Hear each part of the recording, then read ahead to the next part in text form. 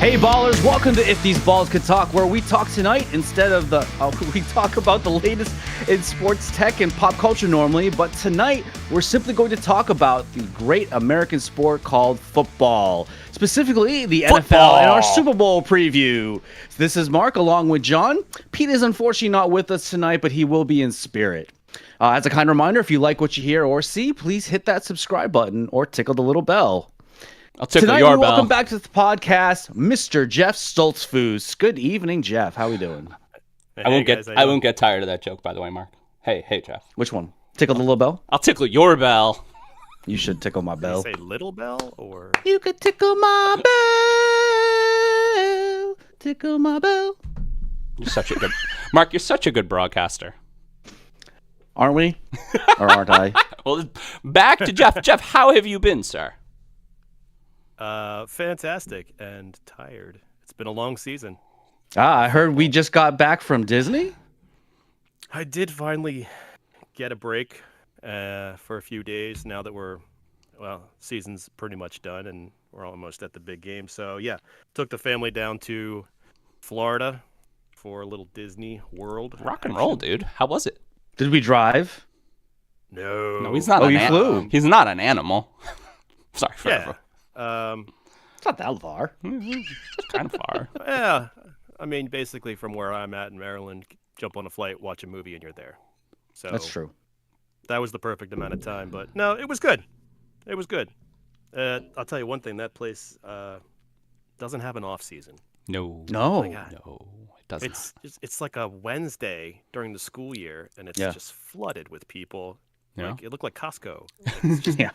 Did you go to Galaxy's Oh, Edge? there's so many people. Did you make a lightsaber?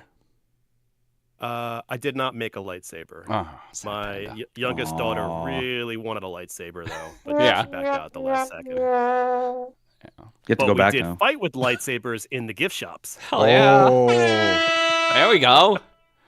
I love the videos, like the one guy in like the little make your lightsaber thing gets like a red one, and he's like, oh, I got a red, so I got the only red lightsaber because it's random, right? They're good lightsabers are like $350. So Yeah, they're very expensive. nah. Well, they Oh, have, that's cheaper than I thought they would be. there's a number Really? of lightsaber like companies now that make replica lightsabers, and they Oh. make them with like So Kevlar many. plastic and like Yeah. full battle tested. It's wild. What industry creates? I don't think I would use that in my daily life, You don't think so? It's like not as for- a letter opener or just Zoom. want some bread. You're like, oh, this isn't sharp at all. Exactly. It's made of plastic, but it's so pretty. Carve a turkey during Thanksgiving with a lightsaber? Would look cool. I want a little mini lightsaber, a little like pocket size. John, how you been? I have been well. My wife's away for the weekend. Hey Mel, if you're listening. So Jamie and I watched the 2017 Jumanji movie just now. Fantastic, by the way. Totally holds up. And we're gonna go see Argyle on Sunday. I'm looking forward to that. And we're doing a bunch of Oh, school. that comes out this weekend? I did not, Yeah, I did comes not out realize comes that. out tonight. We're doing a whole bunch of school stuff on Saturday. I'm doing my best not to have any free time. That's for sure. I will say Argyle, the trailer for Argyle actually does look pretty enticing. It almost reminds me a little bit of Kingsman. It was made by the same person, Matthew Vaughn. Ah. It looks like imagine Kingsman that. because Matthew Vaughn makes a very particular kind of movie. He makes a very particular kind of movie. Very particular. Did I get that name wrong, Jeff? No, No, that's right. Matthew Vaughn. Yeah. Nice. Good memory. no, he's I'm getting very old, I- so everything's up in the air. Aren't we all? Aren't we all? I love seems this. like all the filmmakers have a style, a look Mhm. like that. Like a Zack Snyder movie, a Matthew Vaughn movie, probably. You'd know a Chris Nolan movie. Chris just from the Nolan. looks of them. Yeah. Yeah, Fincher has always been that way. Fucking Fincher, so depressing. Even when he moved to digital, he's still Tarantino, So Scorsese. depressing. Yeah, they all have a. Wow, I mean, You can definitely tell it was not one like of their those first four guys. Those first four guys have a style. That's kind of how I used to rag on some of the side directors who kept getting jobs, but I didn't feel like maybe earned them, like Brett Ratner. Okay. I'm like, what? Yeah. What is? How do you know you're watching a Brett Ratner movie other than it's not good? Like, it doesn't- Yes, that. I don't know. Didn't Brett Ratner do the first X-Men? no. No, that wasn't Brett Ratner. No. Brian Singer did. Oh, I'm thinking Yeah, Bryan Singer. Bryan Singer. Brett That's what Ratner I'm was thinking of. a thing for a while, but I think he was. The last thing I remember him doing was like was it Hercules with The Rock? Hercules with that the what it was? Rock. That movie was so Yeah. bad. I was just What having could this go wrong? conversation. Like saying the sentence, I Oh, feel God. like I just made that up. Oh god, so Like, bad. I'm remembering things that never happened. Red Dragon. Red Dragon was pretty good. Red Dragon was good. Yeah. Rush Hour. Yeah, good call with Rush Hercules. Hour. He produced Hercules actually, and X-Men: The Last Stand. So good call with X-Men. The Last Stand. Oh, though, I knew he had something to do with X-Men, and of course, Oh, it was the the third worst one. one of them the all. worst one of them all. Yeah. The research department All right. strikes again. Anyway, Mark, how are you? Yes, you thank can't you, get research out. department. You can't get out of it. What's going on? John, I was waiting for you to prompt me. I'm Well, not I just going to was- say, I by was the way, talking. I'm doing great. Funny. This has been a hell of a week. It's Yeah. been just everyone's been it's been a lot of work this particular more so than normal. You know, normally I have like the 80-hour work week. I feel like it's been 100 this week, but I don't know. All in all, you know, so on the right side of the grass, as someone I used to know would say. So we're still alive and kicking, and we're living each day the best we can. You're so That's a thoughtful. positive Mark. way to look at it, right? It's a positive way to look at it. I started sports gambling this last 2 weeks now. So, Oh, you did it. What'd you bet on? everything. I'm betting on everything. What See, was that's your why I'm apple afraid. there? That's DraftKings why gave I'm me afraid to do it. DraftKings gave me $200, man. They gave me $200. I was just like, all To right. sign up? If you bet 5, you get 200 like of store credit money. So I bet my store credit money. I made about $150, $160 from my store credit money. So now I'm just betting that. It's all free. But Yeah. you gave them 5? Yes. For a $5 bet, they give you 200 in bonus. Oh, bets. for $5. Okay. Yeah. Thought you meant 500. No, I was like, I don't think no, you are good at gambling at all. No, I'm okay at gambling. No, that's what a casino is, Jeff. That's what. Yeah, and I got into Underdog, but it seems like some of that stuff changes state to state, so I was limited into what things I could bet on, unfortunately. DraftKings has a lot of Super Bowl promos. Not to be a DraftKings commercial, not a sponsor. So many. Oh, we're going to talk about Super Bowl ads a little bit later. Anyway, but with Mr. Stoltzfus being returning guest, we will continue with our new segment, Ball in the Corner Pocket. Now, as a reminder, this segment is where our guest picks out a topic, and we will discuss 3 specific questions catered around that topic. This week's topic revolves around NFL officiating. Dun, dun, dun.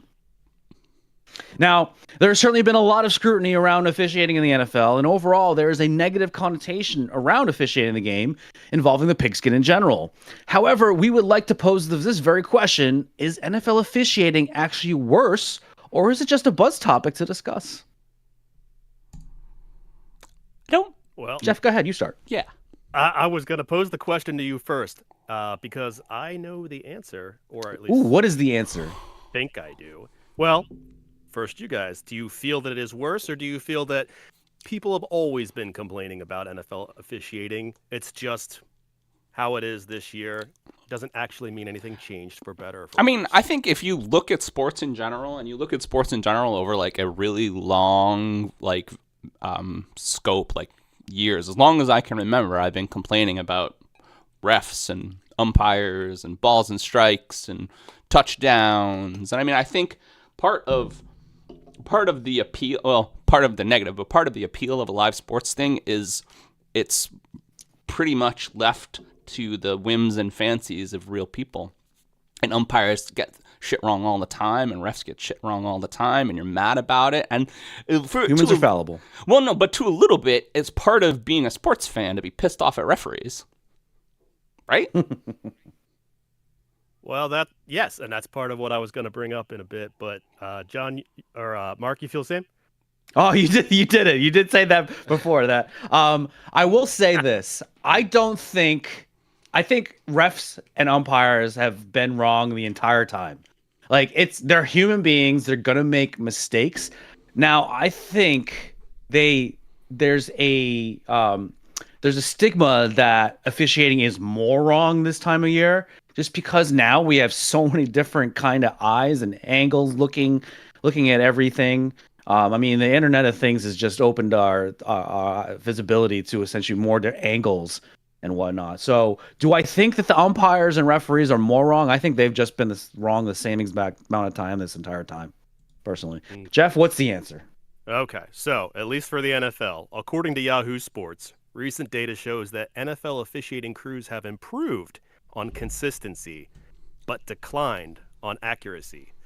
It was a much of this last off season. There was a preface put on being consistent from crew to crew throughout the games, so that fans wouldn't complain. What's a catch? What's this? What's that? So, and their consistency did improve, but their accuracy was on the decline. So, what is the answer for that? More refs? Yeah, who judges whether or not the call was accurate? Well, they do actually have an NFL officiating, I don't know what to call it, tribunal that makes it sound like it's, straight out of something sinister. There's but the refs get graded. There's a system they do in place to grade in all the refs. in all the leagues they do that. NBA does that too. Yeah. So, but what would be the answer to this then? More refs, because the NFL doesn't want to pay for more, or the refs become a full-time job, because currently they're not. They're part-time and they don't have benefits. So they do get six figures, which is wild. nice. That is crazy, right? Yeah. The highest paid part-time employees in the world. Yeah. But that's one of the things that has been floated to solve the issue, though, is, that maybe they should be there at practices and other things too, make them full. Well, to bring it back to baseball, and baseball has umpirescorecards.com now, which scores every umpire, but they really want to go to robo-umps. And I think they're trying in the minor leagues. The only way to never get a call wrong is you can have it maybe, and then our conversations of AI, but you can have it maybe be human moderated, but have a lot of the calls come automatically through maybe an earpiece and just be kind of, we already see, is the reason everybody's pissed off about calls all year, is that we're seeing things specifically when they're wrong. Like Kadarius Toney is over the line and we see his foot on the line, right? And that painted line isn't actually there, but Amazon puts it in because it's not? Right, exactly. Amazon puts it in because it's automated and we know exactly where he's standing. We know he's over the line. And even though this great football thing happened afterwards, the play shouldn't have even happened. So, we can be pissed off about the play, but the play should have been called back. So they were correct on that. And I think there's a lot of drama about, should we let athletes play football or play baseball or play basketball, or should we be calling calls specifically? Like we saw what happened at the end of the Super Bowl last year, where the Super Bowl pretty much ended on a call. And was it a right call? No, on a defensive pass interference. Yeah. Kind of an okay call, but a little bit poor. But to see it end kind of with a fizzle was poor for a lot of people. So people have to decide what they want. So those are two things that I think argue against what that was from Yahoo, Jeff? Is that what you said it was from? Mm-hmm. Yeah. Because those are both arguments against consistency. Because Kadarius Toney was lining up offsides essentially the whole game. And why are they calling it on that one play? And with regards to the defensive pass interference from last year's Super Bowl, they were letting the fight battle it out all game. Why are you calling it now? Yeah. So I mean, consistency is important. For sure. I don't care. So going back to balls and strikes in baseball, I don't care that every umpire has a different strike zone. I really don't. I think that's a part of the game, especially from a pitcher's perspective. But it should be consistent. Okay. So if you have a strike zone that's a mile high, but very, very narrow or whatever like that, then call that the whole game. Call that the whole game. And it's part of a pitcher to get used to that, I think. Let me add another log on the fire here for the NFL. As of February 1st, 2023, the NFL had the lowest number of referees in many years, 122. and that's been declining. One league source said that we are so under-resourced within officiating. I don't know who's coming into the job, but I know who's going out. So think about these names: Dean Blandino, Mike Piera, Gene Steratore, Terry McCauley.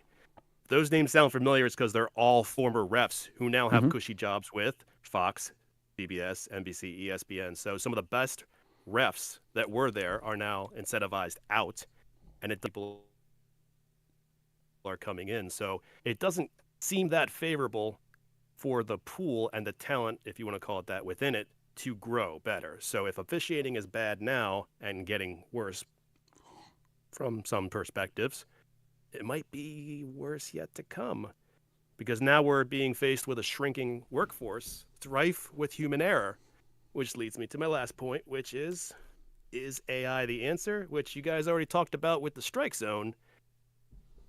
That could grow quite a bit in the NFL too. What do you think about that? Personally, I do. I actually think. I mean, they've already kind of trying it, right? They have the sensors in the jerseys, and they're getting all of these little data touch points now because they can tell. Oh, there's a 23% chance that he's going to catch this ball. So, by the way, so fucking cool. So fucking cool.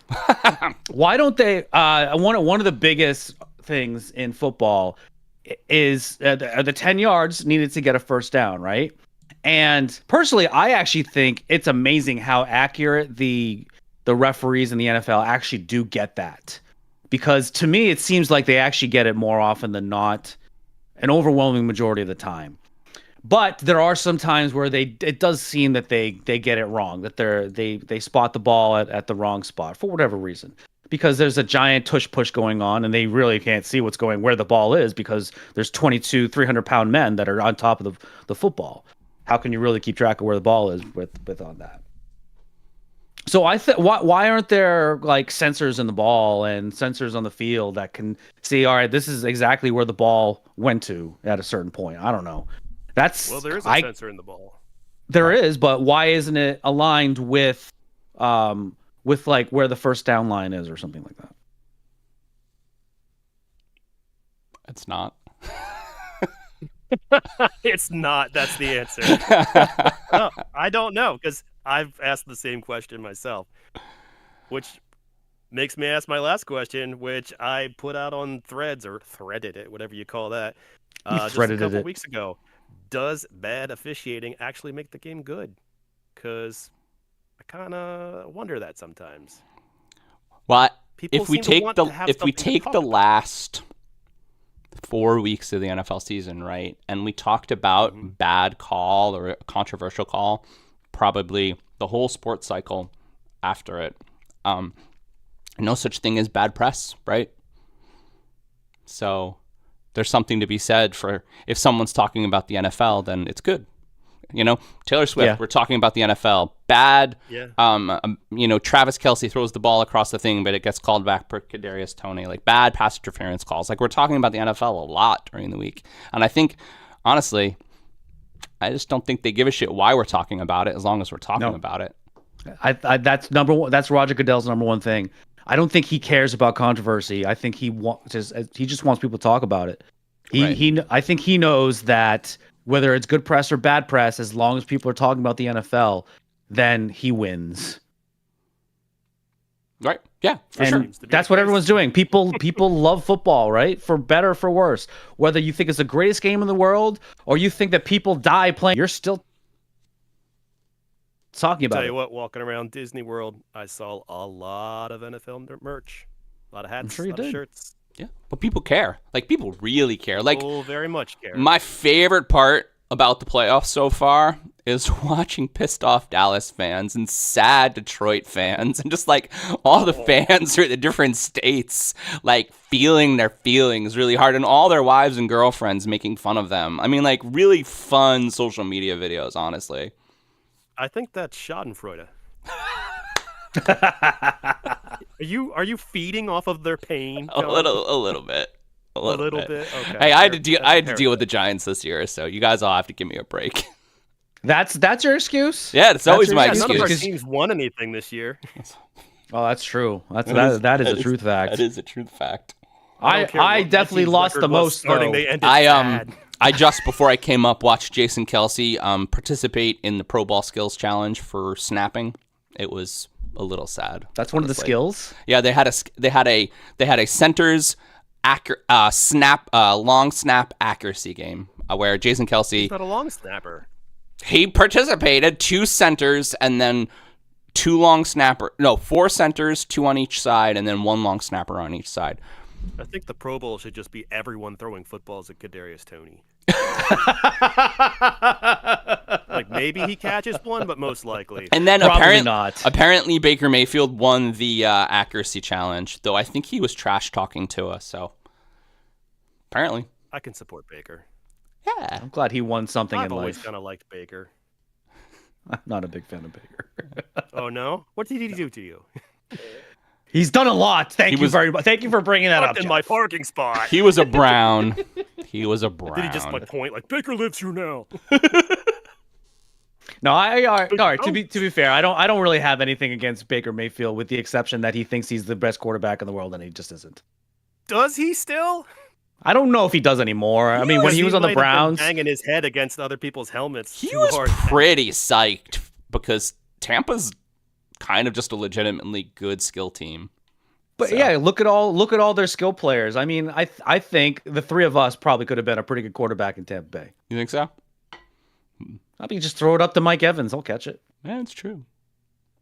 I mean, we have a just fine quarterback in San Francisco handing the ball to Christian McCaffrey, throwing it to Deebo Samuel every time. He is just fine. He's just okay.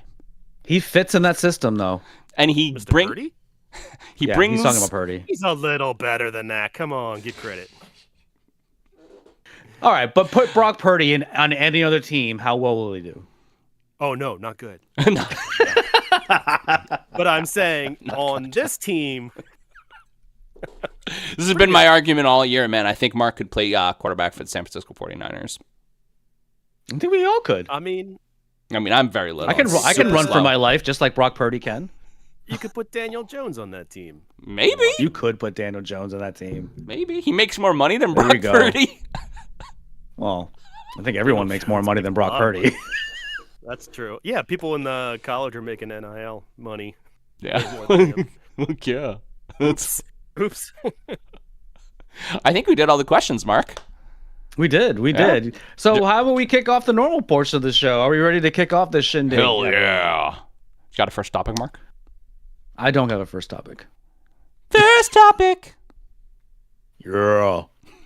So we're finally here, the big moment that everyone wants to talk about, and stay glued to their TVs. No, I'm not talking about the impending matchup between the Chiefs and the 49ers. I'm referring to the media frenzy that encompasses Taylor Swift.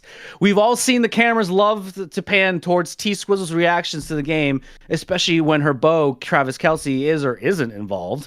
And somehow the conspiracy theorists have now grabbed a hold of the thought that the AFC Championship game may have been rigged to favor the Chiefs so that the Eras Tour marquee star would attend the game. So everyone, what are our thoughts about the conspiracy theories that the Chiefs won the AFC Championship game so that Taylor Swift could attend the Super Bowl? I mean, they did not. Malarkey. They did not. So I read an article the week before discussing how Sean Smith, the head referee for the Crew for the AFC Championship game, was brought in because the championship games, right, are decided by lottery, or not by lottery, by the NFL. And Sean Smith, actual statistics where he is a road favoring referee to the tune of 60% road wins to 40% home wins. The game, while I don't necessarily think the game was reffed fairly, there was a couple of really kind of close calls. The Ravens didn't lose because of refereeing. They lost because of the fumble. They lost because of the interception where he's like, I'm going to throw it into triple coverage. Everything's going to be fine. But does the NFL want Taylor Swift to be at the Super Bowl? Fuck yeah, they do. The AFC Championship game was the highest rated NFL game the whole season, and probably more. I mean, there were so many people watching that, and they see it every single game she goes to. People are watching. I saw a TikTok. There was like an 11-year-old girl And it was just like her dad's asking her serious football questions, like rules and facts and statistics, and she learned football for Taylor Swift. Man, the world's weird. It's a weird world we live in. One of my favorite TikToks was it was like a little infant. She was probably 2 years old. Yeah. She was wearing a Chiefs cheerleader outfit, and they outright ask her, "Who's your favorite football player?" Taylor Swift. Yeah, it's a problem, man. I don't even necessarily think it's a problem. I mean, football and the Super Bowl is about like pomp and circumstance, man. Like people with trombones and like big men and gladiator battles. I mean, the fact that she is bringing eyes to the NFL, I think, is great. What's up? What do you think, Jeff? I would have to agree with that. The same. And if the refs were tilted towards the Chiefs in any way, I didn't see it, but I would usually blame that on them being tilted towards the Chiefs anyway, not Taylor Swift. I don't think that matters at all when it comes to reffing. And if you watch that game, I don't even know how you hang that on the refs, to be honest, because like you said, don't throw into triple coverage, don't fumble, don't reach out at the goal line and get it swatted out of your hands. The Chiefs' defense is what won that game. Yeah, absolutely. Did you know the guy who knocked that ball out, Snead? He's the one who he got that taunting penalty on. Oh, is it? Yeah. Oops. Yeah. Oops. Well, oops. Rookie gonna do what rookie gonna do. Gonna do what rookie gonna do.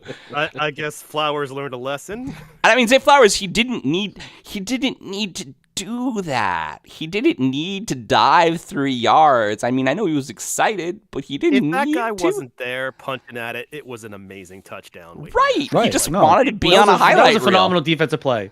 It's a phenomenal defensive play. And the Lamar getting the ball slapped out early was just, I certainly know this from my team with Jalen Hurts, like always looking for the deep ball, always looking for the big play. And he just held it a little too long, and they were a little fast, and they got to him. Legarius Snead, and I didn't want to say his name because I knew I'd fuck it up. That man's name is because he's a Dr. Seuss character.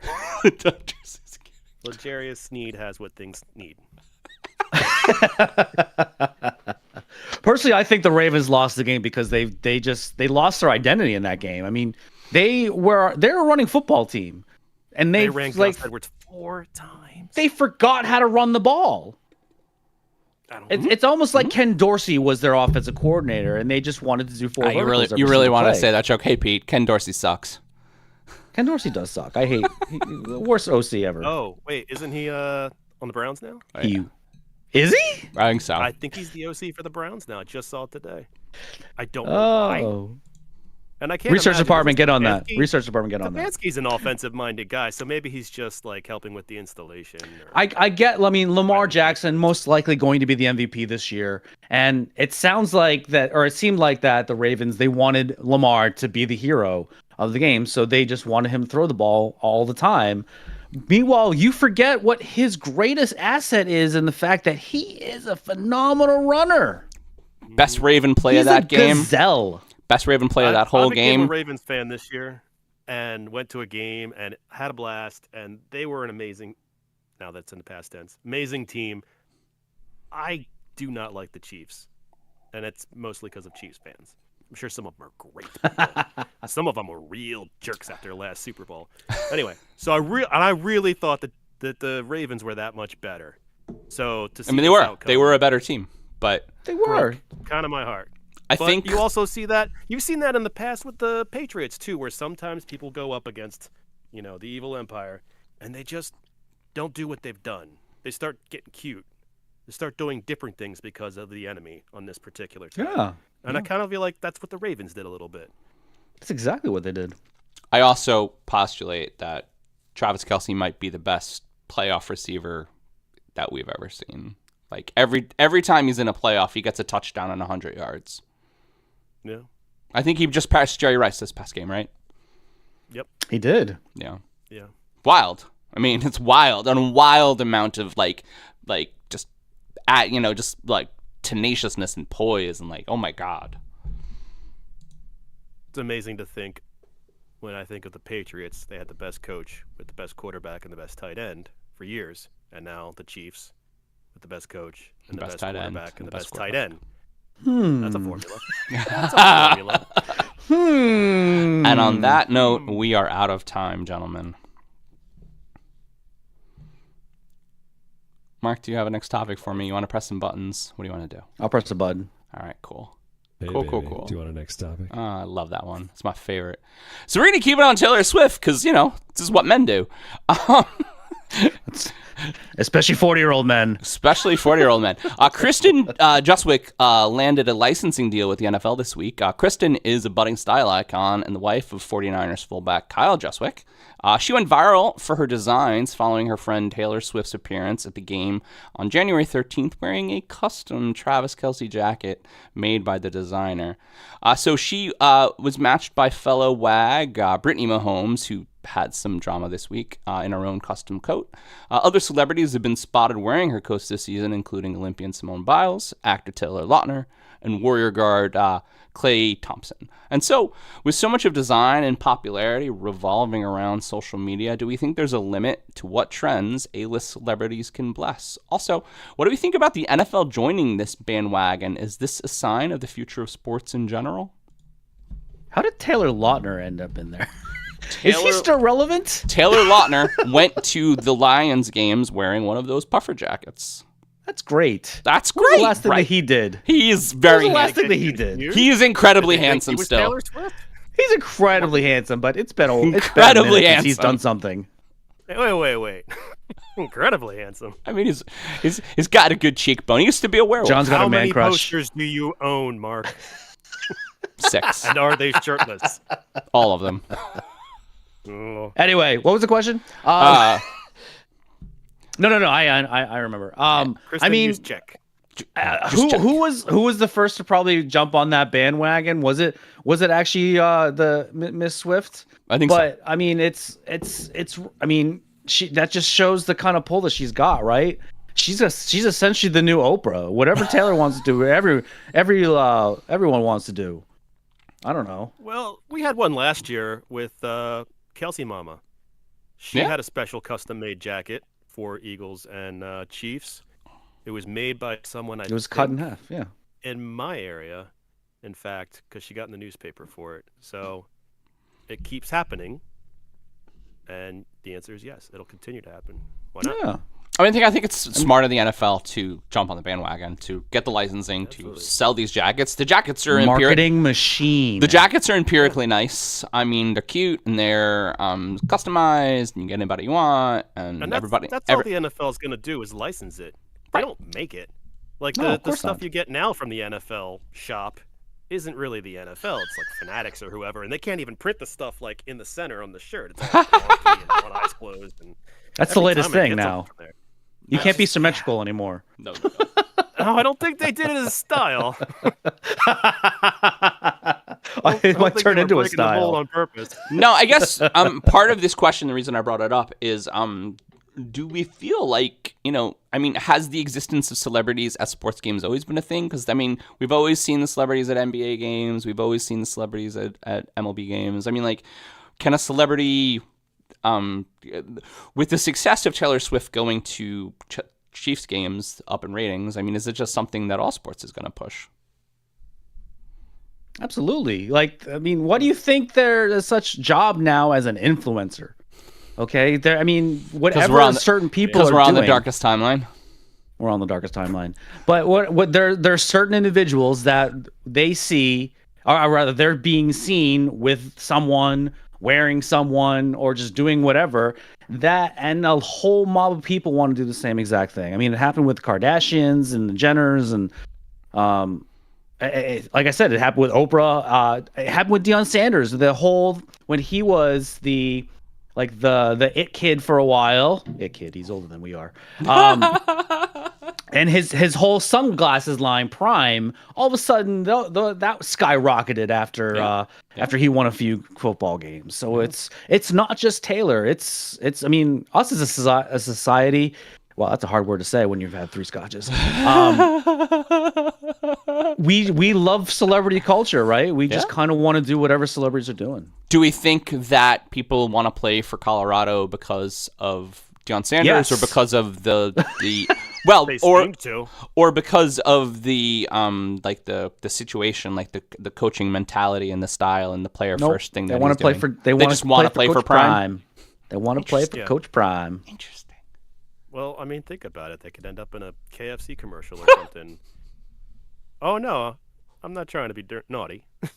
There's an actual KFC commercial with Prime. You could say Affleck. He was in an Affleck commercial. He's been doing that for a while too. But, I mean, the amount of there's money to be made, there's fame to be sought. Yeah, absolutely. It's just the newest version in the newest place. Yeah, that makes sense. I think that I'm sure back in the day, Mickey Mantle was on a pack of gum or something like, "Hey, look at Mickey's a pack of smokes." So, yeah, my doctor says I should be smoking these. They're the best. These are the best cigarettes in town. They're good for you. So says me and the babe. I don't know why that jogged my memory that Tucker Kraft, the rookie tight end for the Green Bay Packers, apparently smokes menthols during the offseason. Does he really? The thing I heard. That's like the new news item I saw this week. Like, not during the season, but during the offseason. I'm like, wait, what? Yeah, because you got and menthols. Interesting, because you want it to taste good, right? I don't know. I mean, I don't know. I should have read that. Tell us the flavor of menthol cigarettes, Mark. What do you like to smoke? They just taste like mentholy. I don't know. Does it taste like a tailpipe or? A little minty tailpipe. I don't know. It tastes like a dentist's tailpipe. When 3 white guys in their 40s start talking about menthol cigarettes. I'm sorry, what? 2.5. I don't know. I've been drinking too. I'm sorry. That's what, Mark, I tell you all the time, and you're Italian. So I have Italian last name. That's right. It is what it is. Forget. It's great, John, that you don't see the color of the skin. Oh my God! I hope Opus Clip picks that up. All right, shall we move on? Yeah, we're out of time. This is the episode where we get canceled. It's a good thing you love me. All right, you want to do the next topic, or do I pick from the board? It is time for our next topic. So it's a pretty fair assumption that Tom Brady is the GOAT, and with his 7 Super Bowl rings and 10 overall appearances.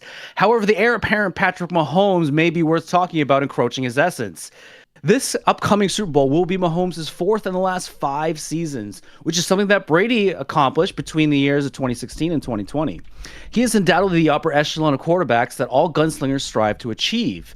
In fact, he never even had a road playoff game, talking about Mahomes, until this very season, which is his 7th overall. So everyone, is it fair to start comparing, or continue for some people, Patrick Mahomes to Tom Brady at this point, regardless if he wins this upcoming Super Bowl? Yes. I mean, yes. I think next topic. It's already happened. Very clear. It already started. People are showing the trajectory is going to be like even more.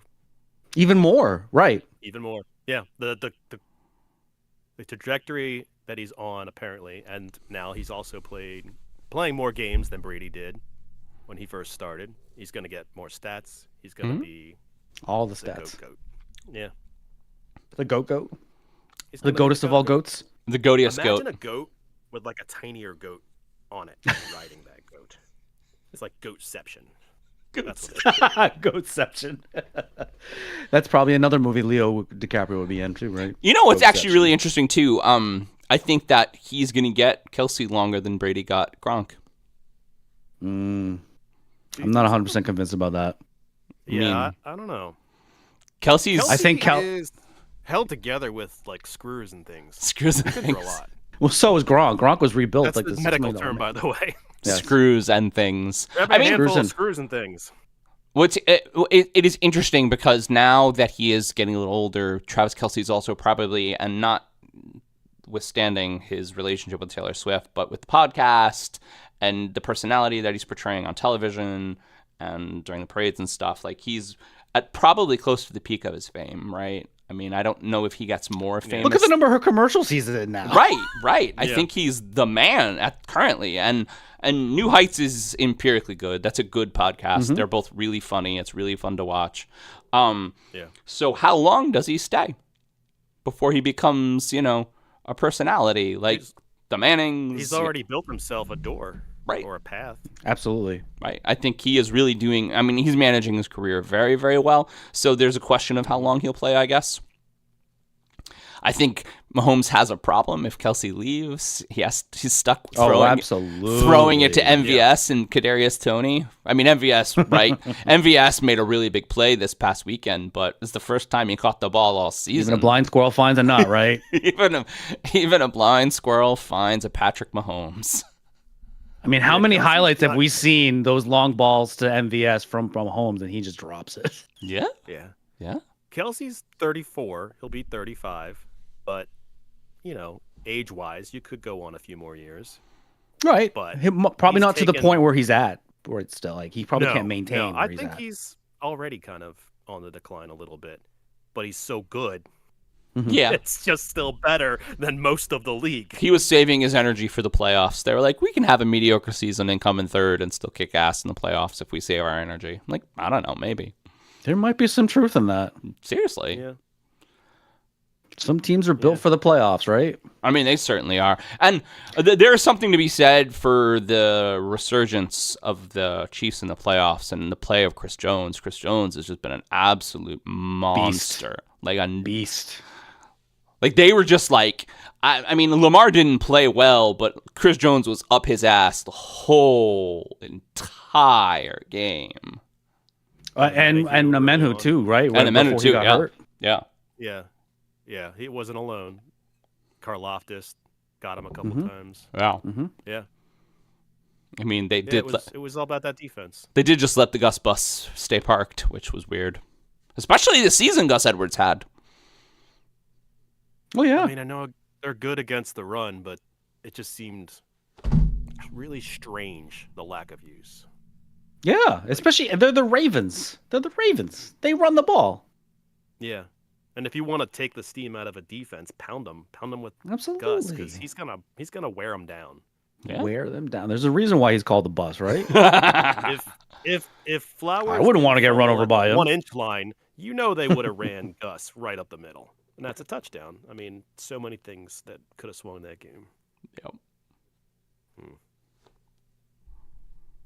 got me sad now. Mark, I wasn't keeping track of time, so we probably are good. No, we're at time. All right, good. I literally brought up the timer, and I'm just like, I don't have that running. All right, cool. All right, Mark, it's your turn. I had some stats that I was going to read off, and I forgot. Read your stats, Mark. No, there's so many of them. It was essentially reading with the trajectory of Patrick Mahomes, because he's the youngest quarterback to do 8 million things. I think he's thrown the most left-handed touchdowns as a right-handed quarterback. The most? That's not a real stat. Very interesting. That's not a real stat. It's very interesting, though. Stat. You're a real stat. Get the next topic now. I love our soundboard. So we're going to just keep it on the Chiefs, I guess. When asked this week, Travis Kelce said the Ravens kicker Justin Tucker violated an unwritten rule by stretching and placing his equipment where Patrick Mahomes was getting loose. Following that Tucker was, quote, poking the bear before the AFC Championship game. Tucker has since come out and stated it was indeed a gamesmanship gesture, and all in good fun. I, for one, question the smarts of purposefully angering the best QB tight end combo possibly ever. Not to mention a man who has 4 inches and 70 pounds on you. But was this indeed a dick move by Tucker? Also, do we think it contributed to the drive and the focus that led Kelce to 11 catches and 116 yards and a touchdown? I'm laughing at the fact that you just said he's got 4 inches on him, and then you said a dick move. Hey, jokes. Think about that one. Anyway, I mean, it was it was definitely gamesmanship for that, right? I mean, from what I understand about Justin Tucker, he's a weird dude, but I don't know. I think I hear that about a lot of kickers. Kickers are just weird. I mean, I would certainly love him to be on my team, but Never mind that. But there was definitely I think a gamesmanship, and I mean what Mahomes and Kelsey had, like, they ended up like tossing it aside or something like that, right? Well, they tossed his helmet away, and then they tossed his kicking tee away. So Kelsey, go ahead. Yeah, go ahead, Jeff. So, because I've seen the video like 50 times now, and surrounding videos from other perspectives, Tucker was lined up on their side of the field because apparently kicker can do that. They can line up on either side of the field because of the wind. They want to practice. It's all good. However, they should move. And so he was told, yo, dude, hit the bricks. There is video of him picking up his helmet and moving it over a couple of feet. And, you know, for what it's worth. And then, Travis came over, grabbed the 2 practice balls he had, threw them off to the side, grabbed his helmet, threw that off to the side, and grabbed his little tee thing. And Grabbed his little tee? threw that off to the side. And meanwhile, Tucker's still just stretching out, and he looks over like, you guys. That's just like, he didn't look mad. No. But I can tell you this much. It was gamesmanship by Tucker. He absolutely said it was. The Chiefs were already focused, laser-like, ready to go. They weren't in the mood for joking around. That didn't inspire anything for Mahomes or Kelsey. They were ready and locked in. They were ready to go. They weren't going to play any games. They weren't there to have fun. So I don't think he did anything wrong. It's his house after all. Yeah, it's true. And it is Baltimore's house. And let's also not forget he's the GOAT of kicking. I would love to see. That's what I was going to say. Of all the kickers, man, he's the one who can fuck around with the other players because, you know. He's Isn't that smart. funny, though, He's the smart. kicker? He's like an opera singing kicker guy. He's not. Yeah, I know. Fight He's a weird anybody. dude. He's just there to have fun. When was the He made last fun kick of he missed? Russell Wilson last year when he was going through craziness, and like he's just a fun-loving weirdo. Fun-loving weirdo. I could support that. Isn't that funny though? That of all people to pick on the Chiefs, you know, the Ravens. These are they have been like known as the thugs of the NFL for a while, and the kicker is the one that picks a fight against the Chiefs pregame. I'll tell you, before that game, to have that weird video with no context of like Travis Kelce just picking on tiny little Justin Tucker, you were like, "That's weird." Something weird is happening. He did look like a bully. He looked a little like don't have context. Out of context. No context, yes. It looked like it was just shy of like, give me your lunch money. Like, Right. I thought, Right. Hey, and we don't really know what. Maybe Tucker said something about Taylor Swift, and he got really mad about it. You never know. Well, Kelsey says on the podcast, you don't talk ill of Taylor that Swift. That Tucker was like kind of being like, yeah, he was like winking at him and being kind of a dick about it, and like making sure that he realized he was being a dick about it. So, you know, but who knows what you believe, right? You can't really believe all of any other sides of any story. So, Talking about dicks and still saying he's got 4 inches on him. talking about dicks, talking about Jesus. I don't know where that came from. That's I don't know. Were you? They did the whole Barry Gibb talk show on SNL. I don't know if that's where you were talking about. Oh, they fucking did. It is where I got it. Oh my god, we watched it this weekend. It was so good. I was so excited for JT to be back. That was a funny part of the show. I don't know. Jeff, you watch Saturday Night Live at all? I do, but I haven't watched it in a few weeks. And then Justin Timberlake was a musical guest, but who was the actual? Dakota Johnson was the actual host, but Justin Timberlake was a musical guest, and they had him in a couple sketches. Because he likes of which SNL. One of them was the Barry Gibb talk show. He likes SNL a lot. And Fallon showed up in the monologue, and he's in the Barry Gibb outfit. He's like, "We're gonna do it." Oh. And then they did do it. Did he do the what's that soup one where he dances? Take it on down the homeless man. No, he didn't do that one. That's funny. Dude, I do that in random conversation so many times in the last 10 years. Do you do it in your voice or do you do it in your Justin Timberlake? My Justin Timberlake, bring it on down to Homelessville. Yeah, decency dictates. Yeah. Of course. I'm not an animal. All right. We're at time. Fucker. That just made me think of the next topic. Bring it on down the next topic. Is it my turn? I think so. I'm very bad at keeping track. All right. So it's been quite the up and down season for the EAGLES Eagles this year. That's right. This may be just for our special guest. After starting record, the Eagles ultimately lost 6 of their next 7 games, including a playoff loss to the overachieving Tampa Bay Buccaneers. During the offseason, there was much in the air about the coaching changes, including a possible dismissal of "I'm not crying, you're crying" Nick Sirianni, only one season removed from a Super Bowl bid.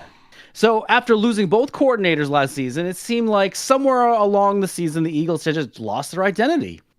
So everyone, but mainly Jeff, are the Eagles on the right path to reach the Super Bowl again with the new staff and the current roster? We're going to let you start, Jeff. I'm terrified. I don't What know. happened? What happened? Okay. I was severely concerned about the coordinators chosen at the start of the year. Mm-hmm. However, I was more concerned about Brian Johnson as the offensive coordinator. And I guess I should have been scared for both because it was horrible. So getting rid of both of them, I did like the Vic Fangio hire for defensive coordinator. That should be a nice hire. The only thing that made me raise an eyebrow was all the stuff that came out the day he got hired about how he had bad relations with a lot of the players on the Dolphins. I don't know what that's about, and I don't know if that's something that I should be concerned about for this next year. But I love the fact that they got a guy who's got a scheme, got a system, got an identity, knows what players can do and how to put them in position to do what they're best at. Is not going to be stolen for a head coach position if they have 1 year of success. I seriously don't think that's going to happen. So I like the Vic Fangio hire. I'm not sold on Kellen Moore as an offensive coordinator. Yeah, that surprised me. How did he leave the Cowboys and they got better? Like, he was okay as an offensive coordinator, apparently, but they let him go and they got better without him. He goes to the Chargers, and it's hard to evaluate when Justin Herbert gets hurt halfway through the year. No, they were even when he was on the field. They were worse. I don't quite understand why Kellen Moore. So I'm very concerned going into this next year already. We're not even at the Super Bowl yet, and I'm terrified for next year. Do you think Kellen Moore has a little bit of his because he was reasonably touted before last season, at least because of the work he did in Dallas? He had a little heat for a little while. Yeah, that's gone. Yeah, that's gone. I think. I don't know what they see in him that they like, but Dallas while he was the OC, Dallas still had a pretty decent offense. But you're absolutely right. They got better after he left. Yeah, and maybe he's better than Brian Johnson. I can't even say anything. You know, he might not be the best choice, but he's probably better. When I look at all the things from this last year on the offense that made me furious, especially in the second half of the season when they fell apart, a lot of it was scheme. You see a lot of receivers with their backs to you trying to go the distance, and Hurts is getting blitzed. There's no out. There's no running back, no tight end to dump it off too quick. He never had anything in plans. It seemed like he was just going to go, well, if they do that, either throw it as hard as you can or run. And Hurts was really not in the greatest position to be running this year with his injured knee. And then he injured his hand, dislocated his finger. Like there just wasn't anything into the scheme, and that bothered the crap out of me. So, and then Hurts himself seemed to be looking to play hero ball a lot. And I think maybe he probably felt like he had to, right? Probably, yeah. I think that's probably the mindset. So I'm hoping maybe at least Kellen Moore is good at that. And up until maybe the last month, there was very little pre-snap motion. It was like the worst or least in the NFL, which, I mean, you'd think that you'd want to build that in at least a little bit when you see the best offenses doing that. The 49ers were one of the best. Miami, to at least uncover some of the even the Patriots started doing it this year. Yeah, disguises so that you could see what they were doing. It would help Jalen at least. So, I don't know. I'm not sold on Kellen Moore, but maybe it's better. So what about kind of roster moves? Like what holes do you see for the Eagles? Oh, that's a scary one because I didn't think there was much before. Yeah. And I mean, linebacker for sure. And that's Yeah. just always been the Philly way. It's hilarious to me when I see every year people do these mock drafts and they're like, oh, the Eagles are sitting there at 20 or whatever. They're going to take this awesome linebacker. Like when Micah Parsons was available, they could have taken him. Ha ha ha ha ha. No, that's not the Eagle way. And Howie Roseman doesn't see to see a problem with the way he builds. He goes, well, we've made the Super Bowl before with building the team a certain way. We're going to keep building it that way because it seemed to have worked for us in the past. So that's very concerning because the linebacker position has been very thin for a very long time. We only got Nakobe Dean because he fell to the third, and it seems like he may already have some liabilities in pass protection. He's great in the run. Mm. So what we've gotten away with in the past because we'll take like TJ Edwards as an undrafted free agent, and then that works out for a few years. So yeah, I think the defense as a whole needs linebacker, cornerback infusion of youth, another safety. There's a lot of holes. See, I'm glad you brought up safety. So do you believe the loss of CJ Gardner-Johnson was like a huge loss, and that's another reason why they kind of had a little bit of a downfall? Yeah, partly. I mean, look what he did for the Lions defense, right? When he left, before he left, in my opinion, he was the number one thing they needed to do. Re-sign CJ Gardner-Johnson. For whatever reason, he got, I don't know if it was disrespected or felt disrespected or whatever, and the money didn't work out.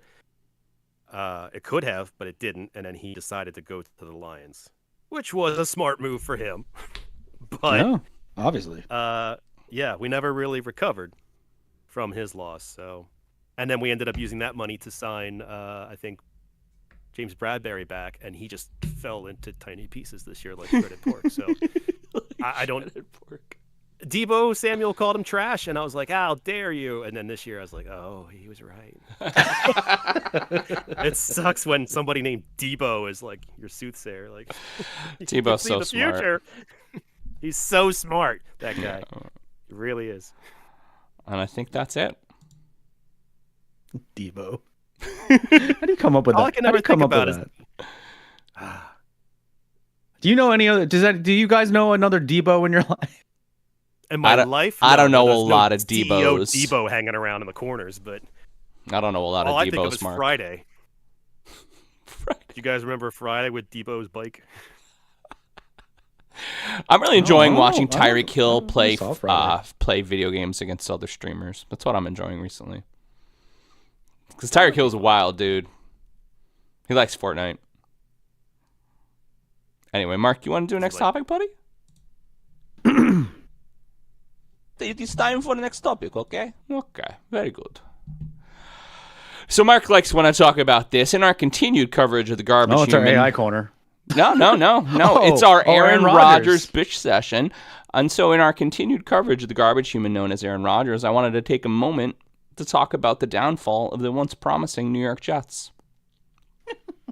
So the original expectation when Rodgers joined the team was a high-flying year as well, allowing him to serve as a mentor for the struggling QB, babyface Zach Wilson. So offensive genius. Nate Hackett designed the Jet scheme for Rodgers and then didn't adjust it for Wilson after the injury.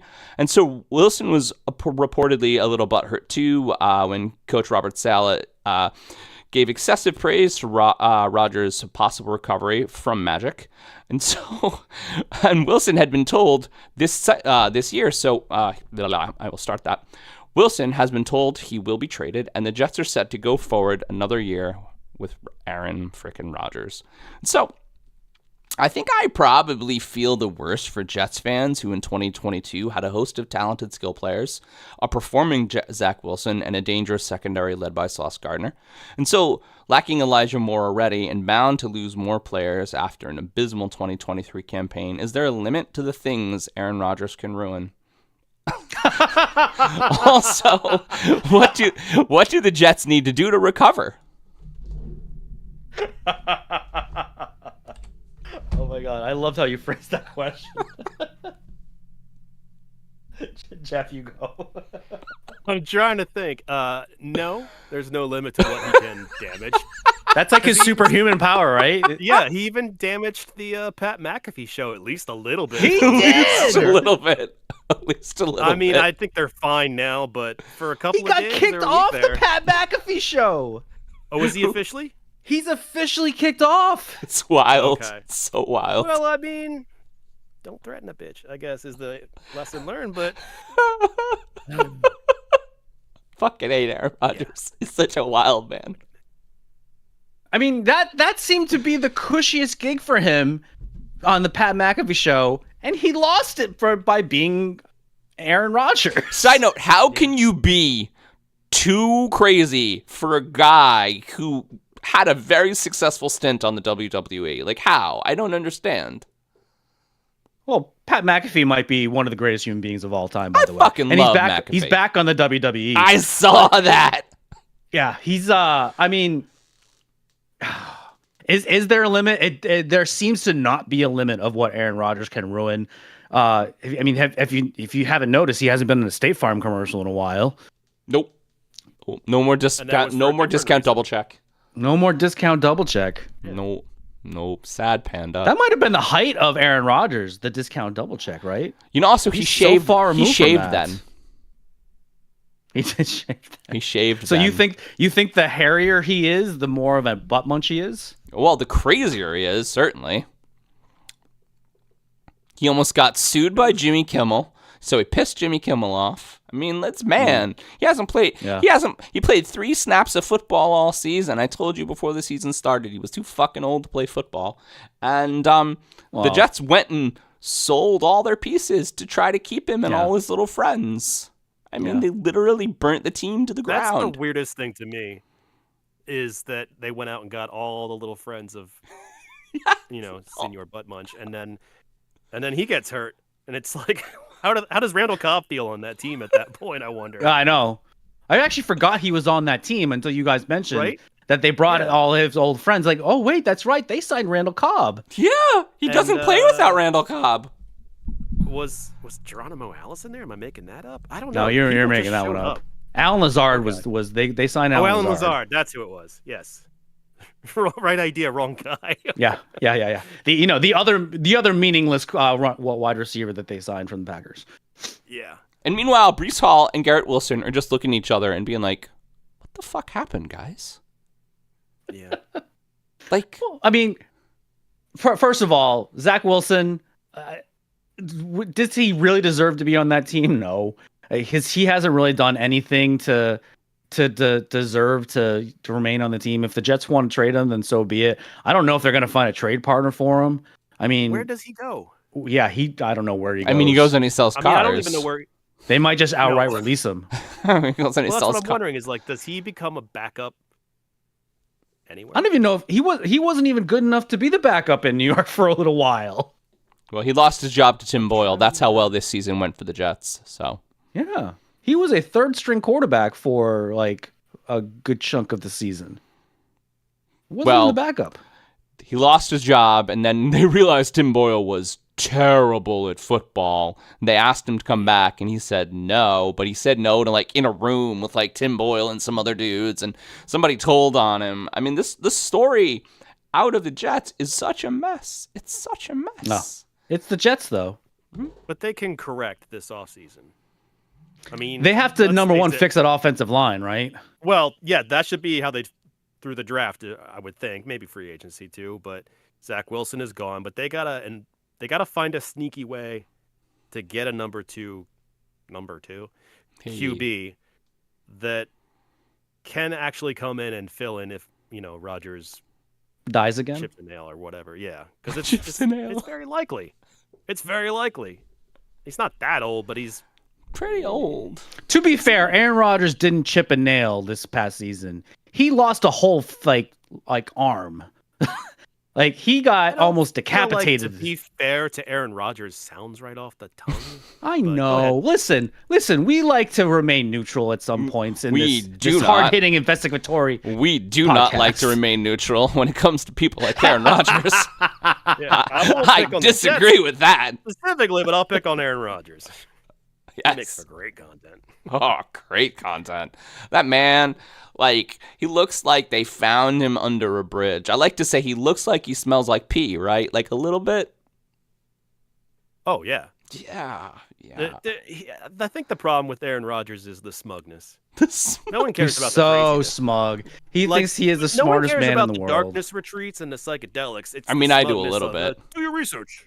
I kind of want to see like the battle of the douches between him and Elon Musk. The Who battle would of win in that the battle? battle of the douches How do you fight that battle? You try to outdouche each other. with sadness.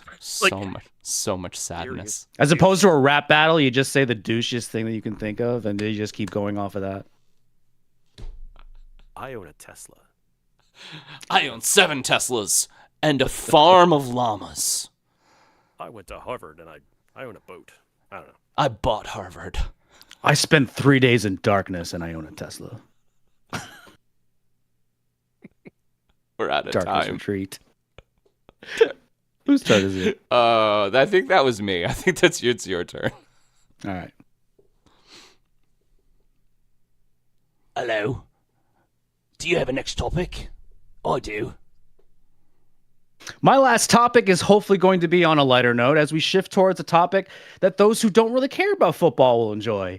Let's talk about Super Bowl commercials. Now, last year, a 30-second Super Bowl spot cost about $7 million, which equated to about $600 million in total ad revenue last year.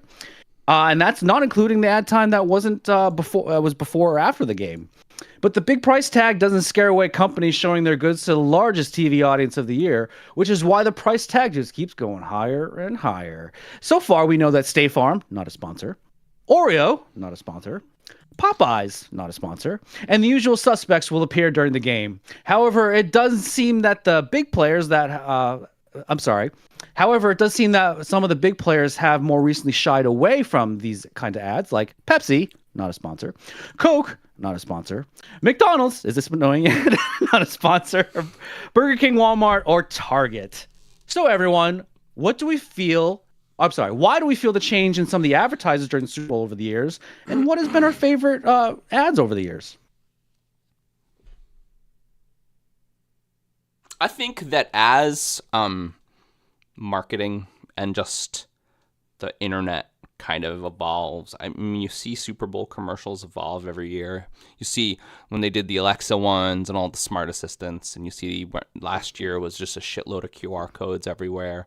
I think the .com craze, the .com, right? All the web providers, all the website makers. I mean, it is a real good reflection of the year. So we'll probably see a lot of streaming commercials. All the streaming companies are trying real hard. I love Super Bowl commercials. I think Super Bowl commercials are part of the fun, honestly. I like to watch them all. I like to talk about them. I like to see them for the week. Does it matter? Is it worth $7 million and $10 million and $15 million? I don't know. I don't think so. well, you don't see a lot. You don't see those big companies that I rattled off. Like, they don't do it anymore. Well, now they release a lot of that stuff before the Super Bowl. They're like, Right. hey, check out these Super Bowl ads that are going to be out this week. And then you can just go watch them. And it's not the same as when I was growing up, I feel like, in terms of quality. Mhm. I feel like there should be some kind of, I don't know, legislation that should be passed on a governmental level that all Super Bowl commercials should be funny. Because Oh, you want funny? You don't want the heartstrings? I want funny. Don't show me like a puppy with half a face and Sarah McLachlan music, or talk to me about the oceans. I want to see a Clydesdales? monkey dressed up in a suit throwing things for Doritos or whatever. I want to laugh. I want. That's when they were the best. The Budweiser frogs or whatever. I want the Super Bowl to be fun. And now I feel like I'm staring at the commercials with nostalgia, thinking they're going to be fun, and they're very just missable. Like, it's just, I want more out of my Super Bowl commercials, basically. Am I alone? And they should for that much money, right? Mark, did you Right? like? Yeah. Did you feel like you liked the Duncan Ben and Jen Super Bowl commercial the most last year? Was that your favorite? You know, being from the New England area, no. No. Like, I could do without Ben Affleck and J-Lo. I did kind of like the stories behind that commercial. Like the fact that they stayed, I mean, he worked till he worked he the whole morning actually shift. worked at the Dunkin' Donuts for a while. Yeah, Yeah, I the whole like that morning shit. shift and left Jen in the car because she didn't want to. Oh yeah, waiting in the car the whole time. Waited in the car the whole time. Phenomenal. Yeah. You know who probably needs a reality show is the two of them. I would love to see the two of them on a daily basis. I think 'cause it'd probably just be J-Lo screaming at Ben all day. I married a Hispanic woman. I know how it is. Hey, Mel. It would be sad Batman. Sad That's Batman. the meme. Sad Batman. Every Sad night is a Batman. dark night. Maybe that's why Ben Affleck wants to be Batman, so he can get away from. Bard is telling me, Google's AI, Bard is telling me, according to Northwestern University, the Kellogg School of Management, the best ranked 2023 Super Bowl ads included the one for Google Pixel, T-Mobile, Kia, and Popcorners. I don't remember any of those, and I watched the Super Bowl last year, so. Yeah, they're all forgettable. All forgettable. That's true. No monkeys. I mean, the ones that we remember, yeah, the Budweiser frogs, like you said, and like the What's Up. I mean, the beer commercials. Do we used to like be when the really, Clydesdales really come home for Christmas? Shit like that? You know, I actually do like that. That's not funny, but yeah, I actually do like that. Yeah. When because there was some level of creativity and I don't know. Now to talk about the spectacle, because we have to bring it up this show, and we've been talking about Taylor Swift. She should be in the title, by the way. Do you think they're going to get engaged after the Chiefs undoubtedly win the Super Bowl? What have they been dating? Like 5 months? Yeah, but I mean, it's Yeah, the it script. hasn't been that long. 2 months? It hasn't been that long. But it's the script. No. This is her think 13th, that's the her script. her 13th All right. game. No. Life is not a movie, John. Life Hey. is not a If movie. it were a script, after the Super Bowl is over, they would break up, and she would write a whole album about him. Yeah, I think the That's- idea of the Chiefs coming back from the darkness and winning the Super Bowl, Travis Kelce being a nationally recognized like radio personality, them getting married, I think that's the script, by the way. There's nothing more boring than marriage, John. I know. That's not an uplifting like. You know what? Travis Kelce has to like tear his quad in the third quarter, but come back anyway. You know what the Limp out there. the what's it face the demographic that they had been missing this whole time? Women. They were like, you know what? We're missing half the population, you guys. Half of it. We should figure out a way to get women to watch football, and they did. Figured it out. And that's why people think that the game was rigged. They figured it out. I don't know. It's too perfect. It's too perfect. This whole she has to like fly in from Japan thing. It's wild. Oh, yeah, the logistics of that I don't quite understand. It's wild how convenient it is. It's just a spectacle. And Whoa. There's nothing convenient about her being in Tokyo and then flying to Las Vegas. but the fact that she can make it when really in all sense and purpose she shouldn't be able to. I don't know. Or it's on TV. Just saying. Yeah. She could just watch it. I tell you, I don't think the same about anything anymore since the aughts when they had De Niro was in that movie Wag the Dog and I just learned they could fake everything. They fake everything.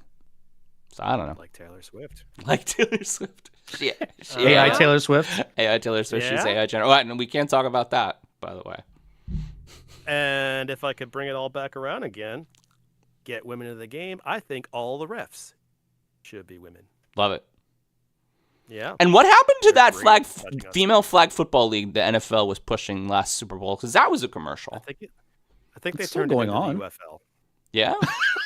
The UFO. Yeah. Oh, that ain't right. I actually like the UFL. Yeah, me too. It's true. I would love a serious women's football league. I really would. Like, not one owned by Donald Trump. Nothing toward. Something real. What was the one owned by Donald Trump? Was that the Lingerie Football League? I believe so. I believe so. This is a Yeti, not a stand, by the way, everyone. So, just so you know. John, is that time? It is that time. Ba-da-ba-da. Ba-da-ba-ba-ba. Ba-da-ba-ba.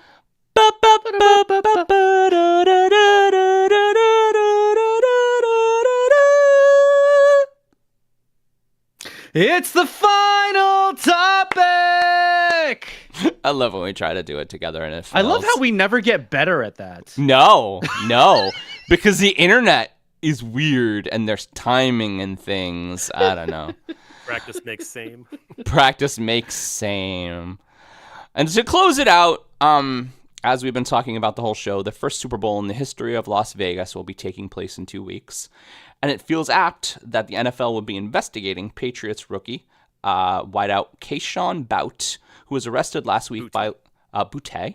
Yes. Let's say, who's Bout? It's not French. Booty. You just keep saying booty, Jeff. That's what I like.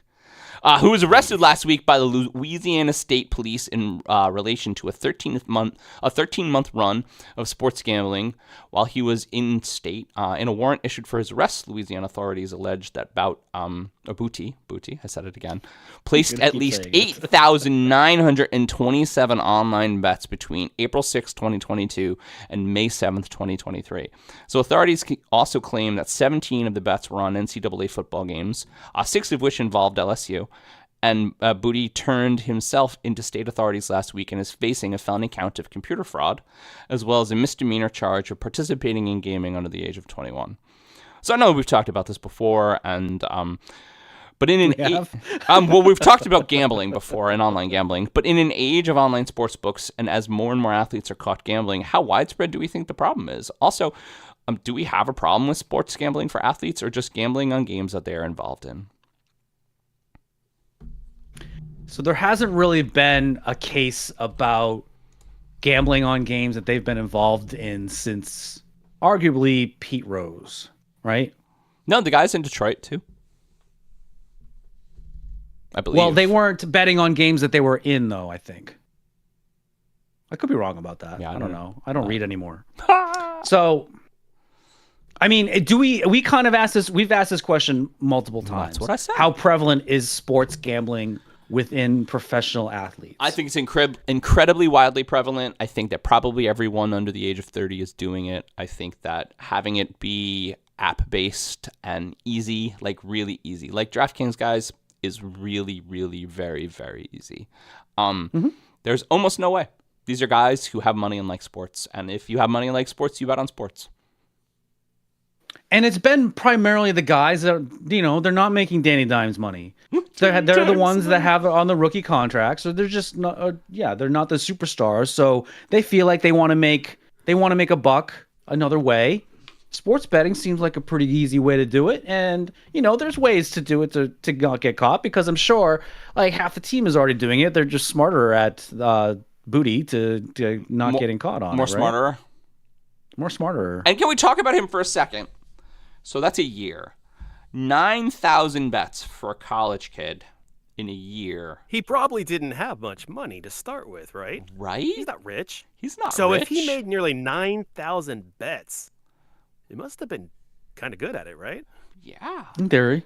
Yeah, or maybe less good at it and more, I know we're not going to win today. Let's bet a lot on LSU or a lot against LSU, right? I mean, the thing about that team is always pretty good. It's pretty competitive. So it's usually, yeah. Not so much this year or the past two years, ever since Brian Kelly took over. I mean, they've been all right, but they haven't been like LSU championship level, like when Joe Burrow. They haven't been Joe Burrow, Jamar Chase good. Not in a while. Yeah. Probably not since Jamar Chase and Joe Burrow. Yeah, I think you're absolutely right. It's going to increase. It's too easy. It's just so easy. And not everyone's gonna be as dumb as Keyshawn Boutte by just creating an account called Keyshawn Boutte 1. Like, is that what it was? Oh my God, dude. Yeah. Like just Guy Incognito, like anything, any other name at all. Joe Smith. Like, how could you Way to get rid of the trail. Pay a guy That's named funny. Steve to just make your bets for Yeah. you. Just a guy Oh, named just- Steve. yeah. That's it. It's on Booty One. It's so cryptic. Yeah. How They'll did they never ever know. break that ring? They'll never know. Should call himself like not Keishon Boutte. Not Keishon Boutte. Definitely not Keishon Yeah. Boutte. For sure. I think the If I- problem with the Detroit Lions guys too, or at least Jameson Williams, was location. He did it on site. He did it on the facility, yeah. So yeah, that's another layer to it. But yeah, absolutely. You should never be able to bet on your own team or yourself. But outside of that, Yeah, why don't can't know. NFL players bet the NBA? yeah, that seems weird to me. Like you're taking a thing that I don't want to call them civilians, but an average person can do, and saying no, you can't do that because you play in the NFL, which Yeah. was going to be a huge thing there for a while with marijuana, when it was state changing the rules, and then NFL had its own rules, and so I feel like it's the same for gambling. It just feels really odd to me to be like, well, you play in the NFL, you're at a higher standard. They just How I don't necessarily think they How know. high? I don't think they know. I don't think they know what it looks like or what they should do, but they want to be cautious and they want to be above reproach, so they're just saying no, nothing. But I mean, Yeah. you think about this, right? The NCAA for many, many, many, many years was like, no, you can't take any money. Nope, no money for you, none at all. And if you take money, you lose your scholarship. And now they're like, wait, that was fucking dumb, right? That was dumb. And we make money off of you, and you should make money off of you. And now, every college athlete worth its salt in any D1 sport's going to get paid. I mean, I think just the times have to advance. They have to advance, and they have to figure out what the rules are, and they need to put them in place. And they need to just be like, guys, just don't bet on your own games, because that's fucked up. But you bet on, and maybe don't bet on the NFL in general, because like you have friends and like there's a little bit of insider trading in there. But you can bet on anything else. What do you know about basketball or baseball or hockey or soccer or highlight? You guys ever bet on a highlight? Betting on highlight, super fun. What are the bets in highlight? I have You so bet- many questions. You bet on the teams, and there's all these guys from And there's over-unders and over-unders and everything, man. I love is there an watching over-under highlight. on how much a guy gets hit in the nards? Yeah, there are a bunch of really weird prop bets on highlight. That ball goes fast. That's why I'm sure people get hit in the nards all the time. All the time. All the time. I don't know. What do you guys think? I think the NFL, you kind of mentioned it. I don't think the NFL knew what to do with the rules, so they just said all gambling is a no-no. So now they kind of have to adjust. Should they be betting on NFL? Probably not. I think you're right about that. But there's no reason why they can't bet on highlight. Specifically. Highlight, specifically. Mark Euro is asking what sports we should do. We're all agreeing on. I think we're all agreeing on the same stuff, but it always comes up with new technology. NFL is a little behind. They try and jump on board. I mean, the whole thing with crypto, with Tom Brady, and then I think it was OBJ, who tried to get paid like on his contract almost entirely in Bitcoin, and then oops, it's not worth what you thought it was gonna be. You played kind of for nothing that year, like. That's so So- funny. They're just always running to catch up, so we'll see where it goes. But Catch up. Anyway, If you get paid in Bitcoin, does that hit the salary cap at all? depends on what the Bitcoin does. I don't know. When do you decide the value of the Bitcoin that you get paid in? wouldn't it be easier just to have a birthday? Yeah, I will. Shit. Hold, please. All right. OBS just We'd like to- dropped. Now it's back. Good. All right. All right. Cool. We would like to thank our guests for joining us this week. Thank you, Jeff. Thanks for having me, guys. Please subscribe to us by tickling that little bell or follow or like us on our socials at If These Balls Pod on X, Instagram, Facebook, Threads, and the TikTok. Our website is www.iftheseballscoulddtalkpod.com. This is Mark Pesci, and for my partner, John Companion, producer Pete Steffen, that's what we feel they would say if these balls could talk. Good night, everybody. Yeah.